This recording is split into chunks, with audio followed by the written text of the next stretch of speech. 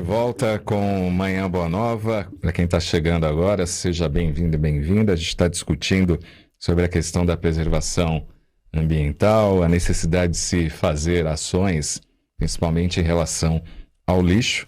Quem está participando aqui é o Paulo Eduardo, pelo WhatsApp. Bom dia, permitam dar minha forma de ver. Quando se fala em educação, para que paremos de nos comportarmos erroneamente perante a forma de conviver com os demais e com as leis, acredito que são, na verdade, dois tipos de educação. A mais importante é a educação moral, pois encontramos em pessoas analfabetas em relação a saber ler e escrever com uma educação moral exemplar. Abraços a todos. Paulo Eduardo, aqui de São Paulo. Gratidão aí pela sua opinião. Rosângela da Rocha também enviando seu bom dia aqui na nossa fanpage. Marco Antônio Godinho, bom dia. Queridos amigos, Cláudio, Norberto e Emerson, sempre na atividade. Trabalhando de motorista e motoboy, já vi muitos abrindo o vidro do carro e jogando seu lixo na rua. Aí ele fala aqui de algo que aconteceu com ele. Ele era, na época, motoboy, e uma pessoa jogou uma lata pelo vidro do ônibus, pegou bem no peito dele, levou uma latada de refrigerante, né? Um forte abraço para vocês, incluo também todos que fazem funcionar essa maravilhosa estação da espiritualidade. Valeu aí, Marco Antônio, obrigado pela sua opinião. Quem mais aqui? Ele diz, nem ligo de ser chamado de chato, né? Porque quando a gente vai reclamar, as pessoas acabam falando, você é chato demais, né? Principalmente em família, né? Bom dia, para os deseducados que ainda sujam o ambiente, para nós é um duro exercício de paciência, reciclar e organizar a saúde física e espiritual. A Márcia Gilardino. Realmente, Márcia, não é fácil, né? Rosângela da Rocha, ainda estamos engateando em relação ao tema, pois as pessoas não se dão conta que a natureza faz a sua parte e uma delas é devolver o que fazem. Lixo é de nossa responsabilidade e não só dos órgãos públicos. Valeu aí, Rosângela. E o Rafael Barbosa Chagas, que está no Rio de Janeiro, também enviando seu bom dia e acompanhando aqui o Manhã Boa Nova. Agora, Norberto, de que forma aí podemos passar esses conceitos de preservação para as crianças e jovens? Eu vou na linha do que o nosso ouvinte disse, né? A educação, ela se dá por duas vias. A primeira via é no lar, pelos pais ou cuidadores. E a segunda via é pela escola, a escola local e a escola da vida, evidentemente. No lar, os pais ou cuidadores têm como dever corrigir as más tendências das crianças. Por quê? Porque a criança, ela é criança fisicamente, mas ela é um espírito velho e que traz tendências, traz vícios. E aí a função dos pais é ir corrigindo isso desde a tenra idade, desde pequenininho. Então, abriu, fecha, quebrou, conserta, acendeu, apague. E aí eu vou fazer uma pergunta para vocês, ouvintes. Quantos de vocês arrumam a própria cama desde pequenos? Ou é a mamãe que arruma a vossa cama e sempre arrumou? Então, se você educar o seu filho que ele deve arrumar a sua própria cama, ele vai arrumar a cama dele para o resto da vida, independente com quem que ele vai se juntar ou vai casar. Ele já criou isso como um hábito. E a segunda fase é na escola. Então, na escola, nós temos a inserção dentro da sociedade escola e dos programas educacionais. Então, através dos programas educacionais, que é o segundo ramo da educação, mostrar a importância das nossas ações individuais. Não é o lixeiro que sujou a rua, nós é que sujamos a rua e o lixeiro é que tem que limpar a rua. E como essas nossas ações impactam o meio ambiente como um todo. Então, quando a gente fala em meio ambiente, é global. E o homem, outra coisa que eu gostaria de ressaltar é que o homem faz parte do meio ambiente como um predador natural, ele faz parte da natureza humana. Então, se nós não desmontarmos uma montanha e tirarmos o minério de aço, minério de ferro que tem dentro dessa montanha e fazermos o aço, nós não teríamos trem, nós não teríamos cadeira, nós não teríamos mesa. Por quê? Porque o aço foi uma conversão do ferro com mais outros componentes químicos. Então, quando a gente vai aprendendo a nossa relação, quando a gente vai aprendendo essa nossa relação com o meio ambiente, desde cedo, a gente vai aprendendo a respeitar os limites, a respeitar os territórios. E por incrível que pareça, né, vou falar uma frase aqui que vai chocar muitas pessoas, né, principalmente os ecolocratas, né? Eu montei uma empresa de reciclagem, a minha empresa, ela mexia com mercúrio. E quando nós falamos, né, em educar as crianças sobre as consequências, quem de vocês sabia que as lâmpadas fluorescentes continham mercúrio? Pouquíssimas pessoas sabiam disso. Então, a minha empresa começou um programa educacional dentro de outras empresas para não jogar as lâmpadas fluorescentes fora, porque contaminava o meio ambiente. Como eu já mexia com mercúrio, eu estendi esse serviço para as lâmpadas fluorescentes. Então, a minha empresa, na época, a Apliquim, foi a primeira empresa que passou a reciclar lâmpadas. E o que nós fazíamos? Nós trazíamos as crianças das escolas, das imediações, para ver como isso era feito. Educando a criança, parcerias com as escolas lá em torno da nossa fábrica, que é em Paulínia, para quê? Para que eles soubessem como é que funcionava uma indústria de reciclagem, e reciclagem de materiais perigosos, materiais de alto poder tóxico. E com todo o processo educacional, essas crianças entravam na fábrica, evidentemente dentro dos limites operacionais da fábrica, e aprenderam que lâmpada tem mercúrio e não pode jogar lâmpada no lixo. Então vejam a importância de nós levarmos esse processo educacional para crianças e para adultos.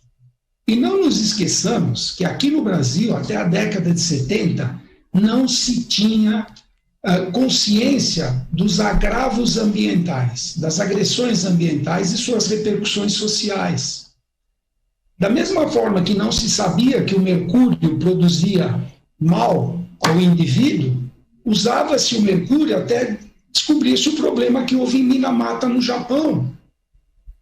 Então, a ciência ela vai avançando em função das ações que a gente vê no meio da sociedade. E aí descobriu-se que quem provocava aqueles desequilíbrios dentro do meio ambiente, inclusive nascimento de crianças com deficiência, era em consequência do mercúrio. E aí, vamos cuidar do mercúrio. Então, em 1970 e 78, olha só, em 1978 nós fizemos na empresa em que eu trabalhava um sistema para reter mercúrio das águas que uma empresa que mexia com mercúrio jogava no rio, porque não se sabia que o mercúrio fazia mal. Fazia muito bem, tanto que a gente usava o mercúrio para o mercúrio cromo, um excelente bactericida e fungicida, e curava a ferida em uma semana, fechava um corte. Por quê? Por causa da ação bactericida do mercúrio. Então, à medida que a gente vai aprendendo a mexer com tudo isso, a gente vai passando essas informações para as crianças. Então, tem que começar do começo, não adianta. Sua opinião, Emerson? Bom, eu desde pequenininho, né, recebi como educação dos meus pais, em especial da minha mãe, né, de jogar o lixo no lixo, né, de quebrou, conserta, arrumar a cama, né, são questões que eu levo para a vida, né, e eu tenho um filho hoje de 3 anos, né, então eu procuro passar para ele, né, além da educação moral, né, justamente de preservação, né, de tudo aquilo que ele tem, né, quebrou, conserta, né, ele viu arrumando a cama, né, ele gosta, né, ele quer ajudar a arrumar a cama, né, e agora ele já sabe que o lixo, quando é lixo, põe no lixo, na cestinha, né, então ele é muito atento a essas coisas, né, então é importante a gente começar em casa, né, é fundamental, e depois, né, claro, manter isso na escola, né, dar continuidade isso na escola, né, muitas vezes a gente percebe que tem amigos, colegas que não começaram isso em casa, né? Foram aprendendo no decorrer da vida,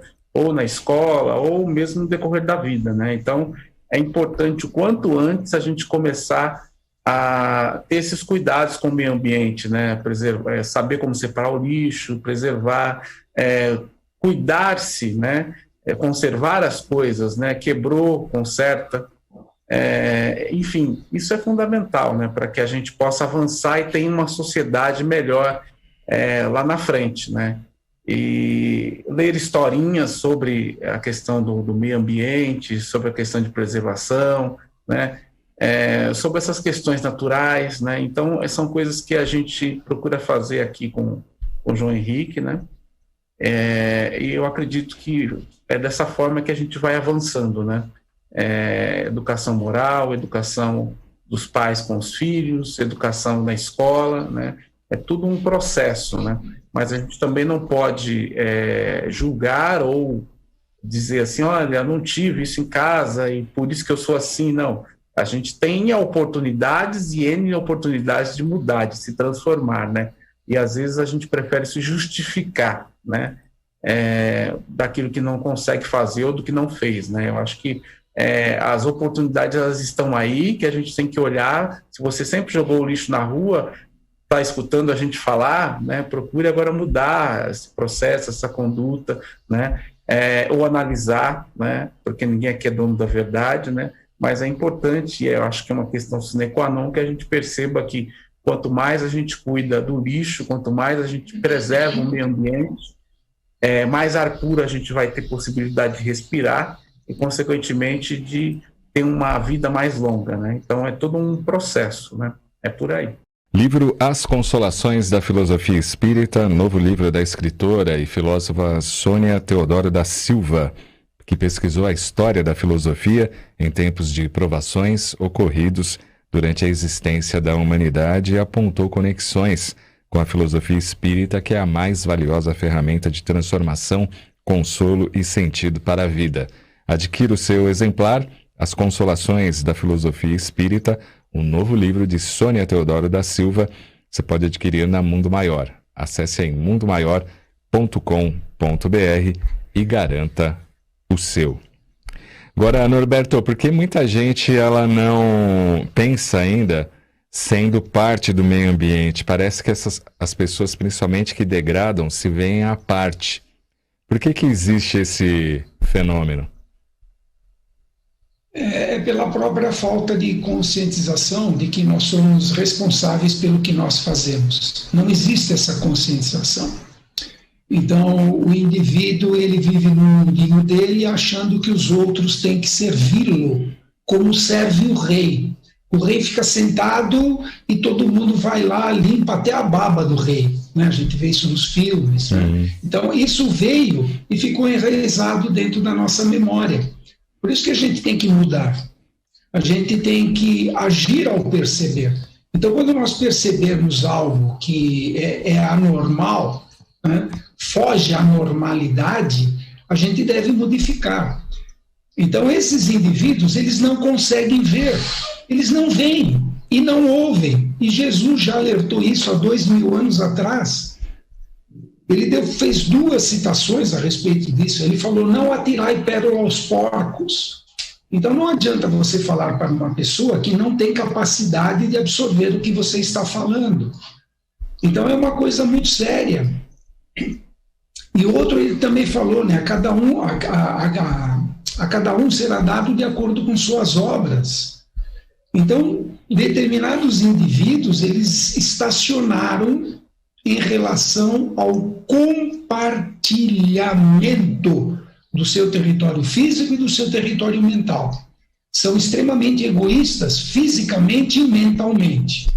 Então, esse indivíduo que se vê à parte do meio ambiente são indivíduos tremendamente egoístas, egocêntricos e se consideram donos da verdade. E que todos estão ali para servi-lo. Isso é um desvio. É um desvio de conduta dentro do que prega as leis morais. Esse cara é burro? Não, ele ignora. ele não tem consciência disso. À medida em que, através de exemplos, à medida em que, através de educação, à medida em que programas educacionais vão mostrando a nossa responsabilidade, aí sim esse indivíduo vai começar a se inserir dentro do meio ambiente. E a gente só pensa em meio ambiente quando a gente joga papel no chão. Não é isso. O meio ambiente é terra. Não dá para sair da terra, moçada.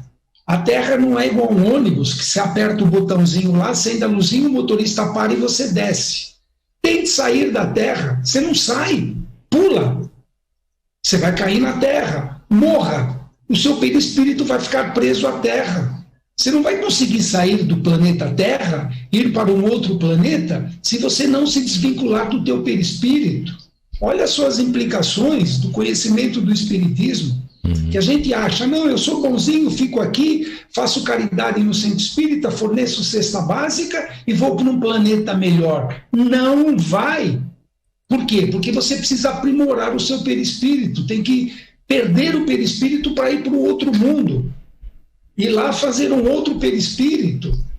Então, nós estamos presos à Terra, é o nosso meio ambiente. Então, vejam só a importância dessa nova ciência chamada Espiritismo para a gente poder se inserir adequadamente dentro desse meio ambiente e respeitar o próximo e o próprio meio ambiente. Sim. Sua opinião, Emerson? Como bem disse o Norberto, né, isso está na memória da gente, né, essa questão em filmes, novelas, né, a questão de ser servido, né, ninguém quer servir, todo mundo quer ser servido, né, e à medida que quer ser servido, acha que pode fazer o que quiser, né, e aí ressalta esse egoísmo, essa vaidade, né, então isso que tem que ser mudado, né, isso é um trabalho de cada um, né, reforma íntima, né, autoconhecimento, né? Entender que muitas vezes a nossa sociedade ela nos ensina a cultivar esse tipo de situação, esse tipo de sentimento, de ideia, né? De que você não pode mudar porque senão você é fraco, né? Você não pode reconhecer porque senão você está errado, né? Então, é um processo muito gradual e lento, onde a gente tem que entender que nós temos que nos reconhecer e vão ter virtudes, vão ter erros, e a gente tem que aceitar isso, se perdoar e se transformar, né? Mudar, né? E à medida que a gente não reconhece isso e a gente fica perpetuando o estímulo do consumismo, né? Do que tem mais, é mais importante do que a qualidade, né? A gente vai continuar nesse marasmo, né? E entender que quando a gente fala de meio ambiente, a gente está falando de vida, né? A gente não está falando só de preservação de lixo, né? De colheita, né? A gente está falando de vida, né? De qualidade de vida, né? A gente está falando de evolução, né?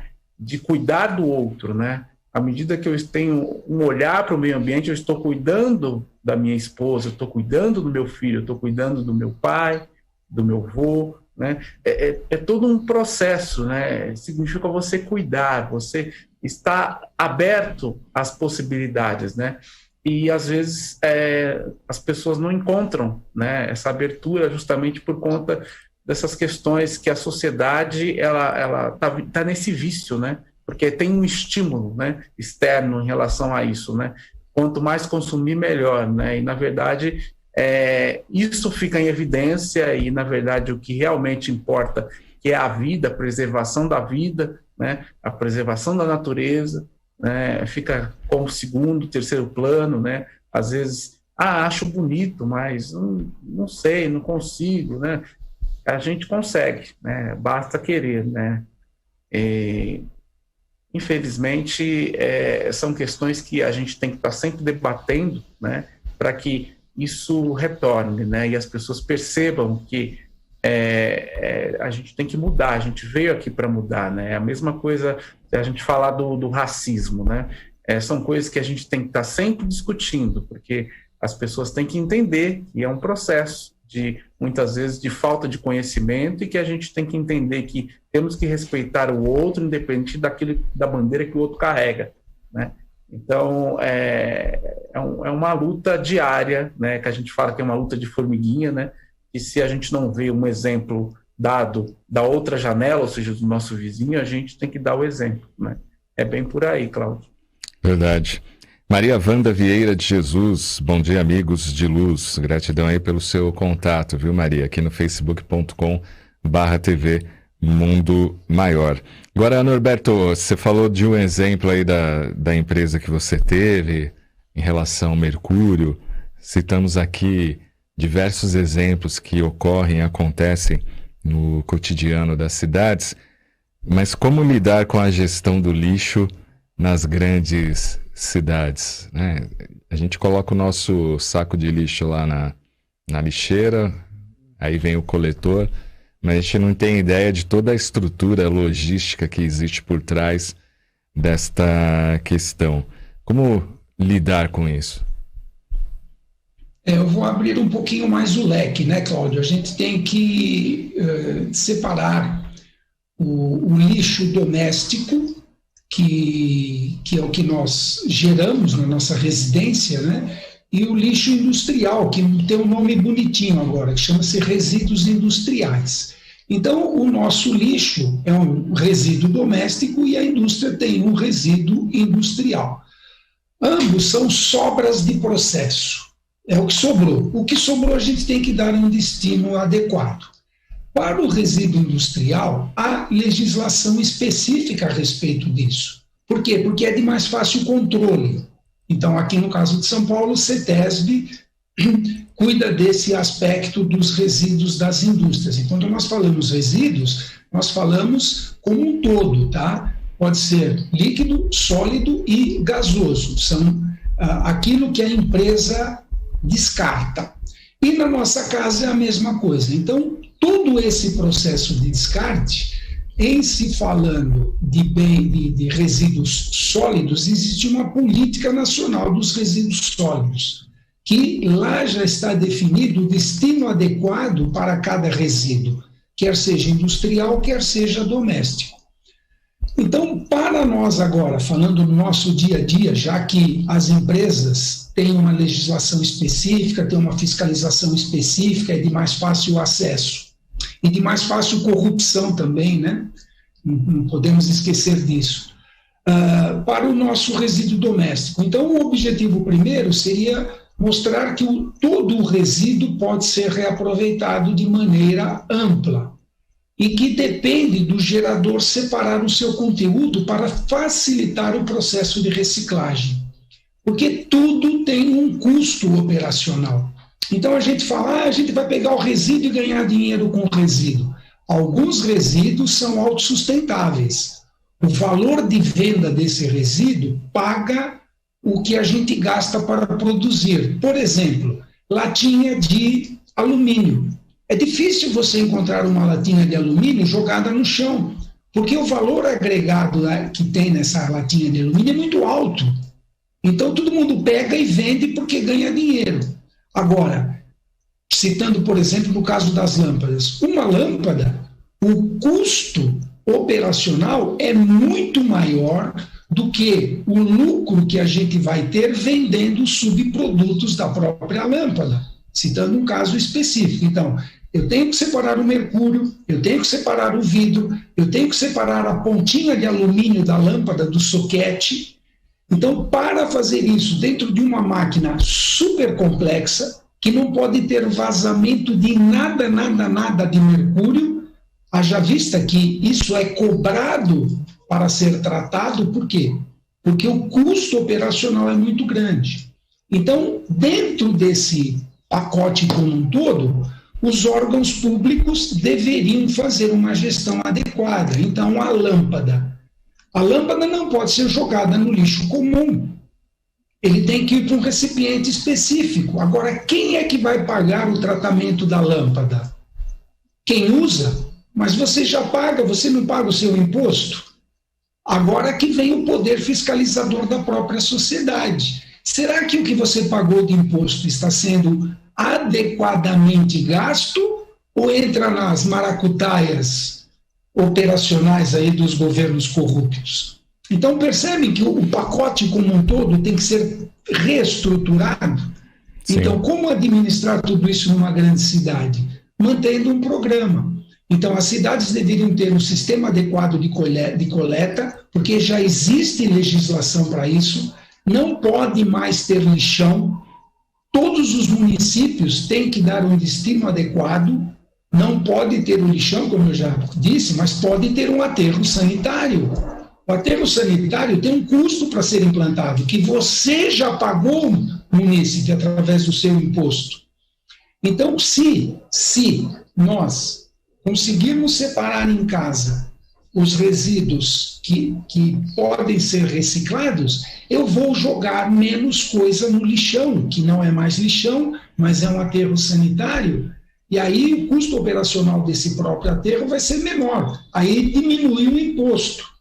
Percebem que esse pacote educacional faz parte do processo da própria sociedade. Então, a legislação nas grandes cidades, existe metodologia, existe tecnologia, só que existe muita malversação de verbas. Vocês já devem ter ouvido falar na máfia do lixo. Então, procurem a respeito para vocês verem como é que funciona esse sistema. Então, esse processo para as cidades grandes, se politicamente for bem implantado, nós teremos resultados muito, muito melhores do que o que nós temos hoje. Boa. E aí, Emerson? Cláudio, o que falta é vontade política, né, para fazer com que as coisas aconteçam, né? Ter uma separação dos lixos, né, nas casas, nas residências, né, e a partir daí isso vai facilitar para quem está coletando os lixos, né, e aí para fazer reciclagem, fazer o que tiver que ser feito com o lixo, né, dentro dessa recuperação, né, daquilo que a gente consome, né. Então, falta vontade política, porque, como bem disse o Norberto, as legislações já estão aí, já estão em vigor, né, e por que não é feito? Essa é a grande pergunta, né? E, às vezes, a gente percebe também que em alguns bairros funciona, em outros não. Também tem uma questão política aí, por que no bairro do fulano funciona e no meu não funciona, ou vice-versa, né? Então, são questões que a gente tem que analisar e cobrar o poder público dentro daquilo que compete a eles fazer para que as coisas caminhem da melhor forma possível. Se eu reciclo, se eu separo tudo bonitinho, por que as coisas não acontecem, né? Se eu vejo no meu bairro que as coisas estão caminhando, por que as coisas não acontecem, né? Então, aí pressionar mesmo o vereador, o prefeito, enfim, aqueles que estão ali, né, responsáveis para direcionar e melhorar a qualidade de vida da população, né, da cidade. Geralmente eles não pensam nisso, né? Eles pensam em outras coisas, né? Sempre na reeleição, né? Então é muito complicado, né? Falta vontade política, essa é a realidade. Eu vou aproveitar o gancho, né? Sempre pendurado ali no Emerson, né? Quando a gente fala em vontade política, é uma coisa mais séria do que a gente imagina. Eu vou continuar citando o exemplo de Paulínia, né, que foi uma cidade modelo tempos atrás, e na cidade de Paulínia foi promovida a coleta seletiva, foi a primeira cidade brasileira com coleta seletiva. Em cada quarteirão, o prefeito implantou caixas em que o munícipe, no máximo, ele andava meio quarteirão para colocar o seu lixo dentro dessas caixinhas. Então tinha metal, plástico, resto de alimento, papelão, papel, quer dizer, tudo separadinho, tá? Funcionou que era uma beleza durante a legislação daquele prefeito. Teve a eleição, mudou de prefeito. O que aconteceu com o prefeito próximo? Tens ideia do que aconteceu? Ele mandou retirar tudo isso. Então, gastou-se dinheiro para implantar, funcionou, aí o próximo prefeito que ganhou a eleição, que era da oposição, mudou tudo e voltou à bagunça que era. Então, nós como munícipes, nós como cidadãos do mundo, temos obrigação de fazer a própria fiscalização, como o Emerson falou, pressionar o nosso vereador, pressionar o nosso deputado, pressionar o nosso prefeito, pressionar o nosso presidente, para que tudo isso funcione adequadamente. Porque um faz e o outro vai lá e desfaz. Por que eu, como político, que estou preocupado com reeleição e manter meu time, vou dar continuidade a algo que lembra o prefeito anterior, algo bom que o prefeito anterior fez? Eu vou lá e destruo. Para quê? Para morrer a imagem boa do prefeito anterior, do partido anterior. Está tudo errado esse processo. E cabe nós, como seres eminentemente sociais, como espíritos, que como espírito nós somos seres eminentemente sociais, fazer a organização da própria sociedade. Nós é que temos que dizer as regras, nós é que temos que mostrar como nós queremos viver e não esperar que o outro decida por nós. É uma mudança de consciência. Vamos com o Rossano Sobrinho, relembrando aí uma das colunas de temporadas anteriores aqui do Manhã Boa Nova. Olá, amigos. Nossos votos de muita paz. Aqui estamos no nosso quadro 5 minutos para despertar, refletindo alguma questão ligada à espiritualidade. Falaremos hoje sobre um tópico importante. Todos nós temos dificuldade de lidar com algumas pessoas, no âmbito familiar, no âmbito profissional, mas já meditaram que nós precisamos da sombra do outro para acessar a nossa própria sombra? Se nós carecemos de desenvolver paciência, será que convivendo com uma figura como Francisco Cândido Xavier, ou Madre Teresa de Calcutá, ou Mahatma Gandhi, será que nós teremos condições de desenvolver a nossa paciência? Ou nós vamos precisar de pessoas difíceis, de pessoas temperamentais, de pessoas às vezes até ofensivas, agressivas, para burilar, para despertar esse valor em nós? Então nós precisamos da sombra do outro. Por isso existe o que nós chamamos de família, que é esse projeto divino que reúne no mesmo clã doméstico figuras às vezes diferentes. A gente recebe aquele filho difícil, aquela sogra complicada. Nós brincamos que algumas sogras caem do céu, porque a vassoura quebra e ela chega. Mas é uma brincadeira, porque todos nós precisamos aprimorar alguns valores. Paciência é a ciência da paz. Como desenvolver essa paciência se nós não tivermos em situações complexas? Desenvolvendo diante de uma frustração essa paciência, desenvolvendo equilíbrio. Então nós precisamos do outro sempre. Ninguém evolui sozinho no alto de uma montanha, dentro de uma choupana. Narra uma história curiosa que 2 irmãos decidiram servir a Deus. Um subiu a montanha no Himalaia e foi meditar, desenvolver seus poderes psíquicos. Outro desceu a montanha e foi para uma aldeia ajudar pessoas necessitadas.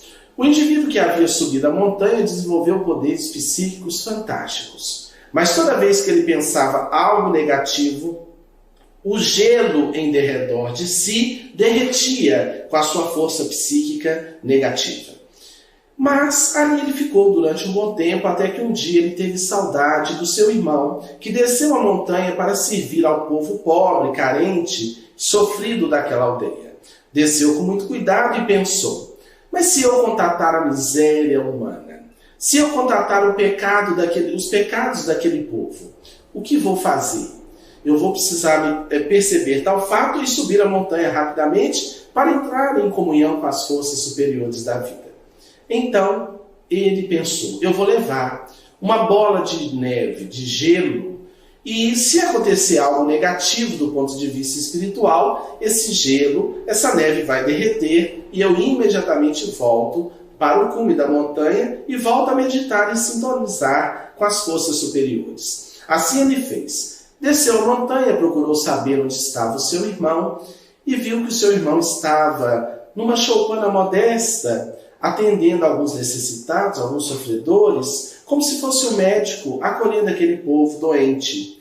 Quando ele adentrou a choupana modesta, Ele viu que seu irmão estava sentado num banco tosco e fazendo um curativo na perna de uma jovem morena muito bonita, e seu irmão silencioso, pacificado, fazendo o curativo. Mas quando ele viu a cena, imediatamente sua mente começou a pensar coisas distanciadas do bem, da honestidade, do equilíbrio, pensando, julgando o seu irmão que ali estava tratando aquela jovem.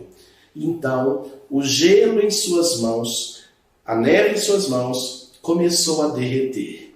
E aí ele pensou em subir a montanha, mas logo ele pensou, espere, o meu irmão parece tão tranquilo, servindo, atendendo, e eu nesse turbilhão de pecado, de julgamento, de crítica.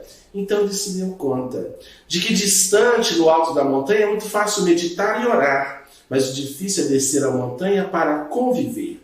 E seu irmão que estava convivendo com o sofrimento humano, com o mundo, ele estava desenvolvendo equilíbrio interior, honestidade, amorosidade, afeição, respeito, estava cumprindo o seu papel.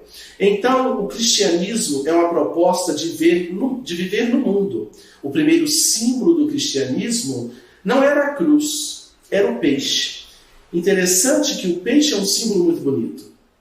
O peixe vive nas águas salgadas do oceano, mas não se permite contaminar pelo sal das águas oceânicas. Quando pescado, precisa ser temperado para ser consumido. Assim deve viver o espírita, assim deve viver o espírita cristão. Viver no mundo, conviver com todo mundo, com a sombra do outro, acionando a própria sombra para burilá-la, para sublimar as suas más tendências. Então, que possamos não nos afastar.